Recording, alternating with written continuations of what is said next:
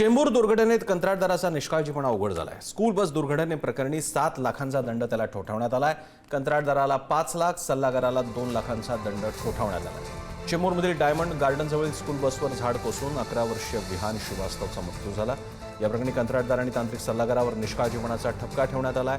तपास समितीच्या अहवालानुसार महापालिकेनं कंत्राटदारावर 5 लाख, सल्लागारावर 2 लाख रुपयांचा दंड ठोठावला। भविष्यात अशा घटना टाळण्यासाठी वृक्ष संरक्षणाला पायाभूत प्रकल्पांचा अनिवार्य भाग करण्यासह अनेक शिफारशी करण्यात आल्या आहेत, मात्र कोणतीही थेट कारवाई करण्यात आलेली नाही। शिल्पा नरोडे आपल्या प्रतिनिधी आपल्यासोबत आहेत। शिल्पा, 5 आणि 2 लाखाच्या दंडामुळे काही त्या विहानचा जीव परत येणार नाहीये आणि प्रश्न असा आहे, दोषी कोण आहे यामध्ये? सरकारी कर्मचारी, महापालिकेच्या कोणत्या कर्मचारी अधिकाऱ्यावर कारवाई होणार आहे? मग या समितीने नेमकं काम काय केलंय?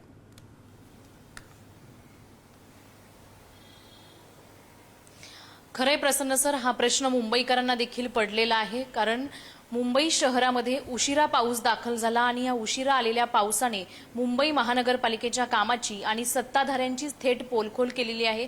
उशिरा पाऊस आला आणि या पावसामध्ये जितके वृक्ष उन्मळून पडले त्या वृक्षांमध्ये 3 जणांचा बळी गेला। त्यात चेंबूरची घटना अतिशय महत्त्वाची दुर्घटना जी घडलेली आहे ती धक्कादायक, मन हेलावणारी होती आणि या घटनेनंतर जो अहवाल समोर आलेला आहे या अहवालाने तर मुंबईकरांच्या काळजाची धगधग अजून वाढलेली पाहायला मिळते। कारण जो हा अहवाल समोर आलेला आहे या अहवालामध्ये जे उद्यान विभागाचे अधिकारी परदेशी आहेत त्यांना थेट मुंबई महानगरपालिकेकडून क्लीन चिट मिळालेली आहे आणि विशेष म्हणजे कंत्राटदार असतील आणि जो सल्लागार आहे त्यांना फक्त 7 लाखाचा दंड आकारण्यात आलेला आहे। महापौर ऋतू तावडे जे आहेत त्यांनी देखील असा प्रश्न उपस्थित केलाय की या लहानग्या विहांगच्या जीवाची किंमत तुम्ही फक्त 7 लाख केली का, असा प्रश्न थेट महापौर यांनी विचारत प्रशासनावर नाराजगी व्यक्त केलेली आहे। आपण जर पाहिलं तर महापौर ऋतू तावडे असतील, विरोधी पक्षनेत्या किशोरी पेडणेकर असतील किंवा इतर जे विरोधक आहेत, राजकीय नेते आहेत, त्यांनी देखील आता या अहवालावर प्रश्नचिन्ह उपस्थित केलाय। कारण मुंबई शहरामध्ये जर अशा झाड पडून दुर्घटना घडतायत आणि नाहक मुंबईकरांचा बळी जातोय, मुंबई महानगरपालिकेचा जो अहवाल समोर येतोय त्यामध्ये कंत्राटदाराला 7 लाखाचा दंड आकारून जो अधिकारी आहे त्याला देखील क्लीन चिट दिली जाते, तर मग नेमकं याला जबाबदार कोण, असा देखील प्रश्नचिन्ह उपस्थित झालेला आहे। येणाऱ्या काळामध्ये अशा घटना घडतील, नाहक मुंबईकरांचा बळी जाईल, मात्र पुन्हा एकदा प्रशासन हे हातावर हात देऊन बसणार का, असा प्रश्न या निमित्ताने उपस्थित झालेला आहे।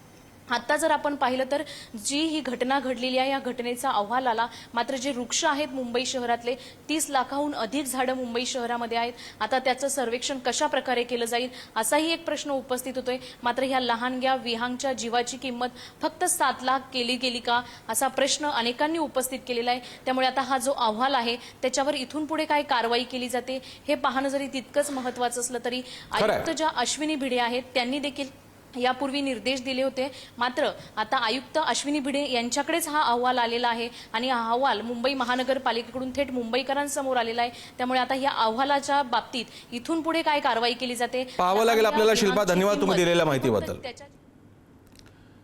दरम्यान ज्या मुलाचा या अपघातात मृत्यू झाला त्याची किंमत करायची का, 7 लाखच होती का, अशा प्रकारचा संतप्त सवाल महापौर ऋतू तावडे यांनी विचारला। महापौर आणि एक आई म्हणून महापालिकेचा अहवाल मान्य नाही असं म्हणत त्यांनी आपल्याच महापालिकेचा अहवाल फेटाळलेला आहे। या संतप्त घटनेमध्ये एका मुलाचा मृत्यू झाला, कोणत्याही महापालिका कर्मचारी अधिकाऱ्यावर कारवाई झालेली नाहीये आणि फक्त कंत्राटदाराला 5 लाख आणि अन्य एका व्यक्तीला, सल्लागाराला 2 लाखाचा अत्यंत क्षुल्लक दंड झालेला आहे। ज्यांना लाखो रुपयांची कंत्राटं मिळतात अशा कंत्राटदाराला 5 लाखाचा दंड काहीच नसतो, त्यामध्ये एका मुलाचा मृत्यू झालेला आहे। मग ही समिती नेमकं काम काय करत होती? कन्सल्टंट नेमले जातात त्यांना 2 लाख अशा पद्धतीचा 7 लाखाचा त्यांना भूर्दंड देऊन तो अहवाल या पद्धतीत दिलेला आहे, तो मला मान्य नाही। तो अहवाल मला मान्य ह्यासाठी नाही आहे कारण की आपण ह्या पद्धतीने जर अधिकाऱ्यांवरची जबाबदारी निश्चित न करता, कॉन्ट्रॅक्टरला तर धरायचंच आहे, त्याबद्दल वादच नाही, कन्सल्टंट असेल त्यालाही तुम्ही जबाबदार धरा, पण संबंधित त्या पूर्ण रस्ते कॉन्ट्रॅक्टरचे जे साईट इंजिनियर होते त्यांना त्या ठिकाणी धरणं अतिशय गरजेचं होतं।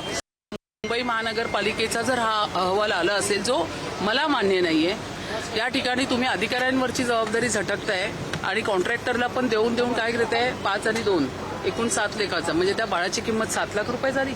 आता हा जो आलेला अहवाल आहे हा आता हातात मिळालेला आहे. आता ह्याच्या पुढे काय करायचं ह्या बाबतीत आम्ही सर्व या ठिकाणी सभागृह नेता पण आहे, आम्ही आहोत, या विषयावर आम्ही चर्चा करणार की असा अहवाल का देण्यात आला.